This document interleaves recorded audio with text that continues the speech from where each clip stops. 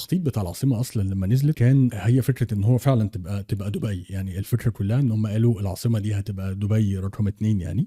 ليه؟ لان هو من الاول درسوا الموضوع، جابوا شركه عالميه اللي هي دار الهندسه هي اللي خططت العاصمه الاداريه، وابتدوا يتلافوا الاخطاء اللي حصلت في المدن اللي قبل كده. يعني من ناحيه بنيه تحتيه، احنا ساكنين في التجمع، انت دايما في التجمع في المطره دايما بيحصل مشاكل وعربيات بتغرق في الميه. في العاصمه ابتدوا يفكروا لا، ما نعمل بنيه تحتيه بشكل مختلف، تبقى انفاق تحت الارض، تبقى فيها كاميرات بتراقب، يبقوا عارفين من قبل ما يحصل ليكج في اي مواسير او حاجه ان في مشكله في الحته دي، فتبتدي غرفه العمليات تتحرك تصلح المنطقه دي من قبل ما المشكله تحصل اصلا. الطرق الرئيسيه نفسها عملوا كذا طريق بديل، يعني في بن زايد الجنوبي، بن زايد الشمالي، بن زايد جنوبي جنوبي، بن زايد شمالي شمالي، فعملوا دايما alternatives بحيث ان انت طريق وقف تعرف تحول لطريق تاني. راعوا ان في الطرق يبقى في مساحه مخصصه او لين مخصصه للمشاة وللعجل. فالتخطيط من الاول كان مختلف. هي المستقبل انت عارف المدن دي كلها اسمها مدن ال 4G، اوكي، الجيل الرابع. الجيل الرابع.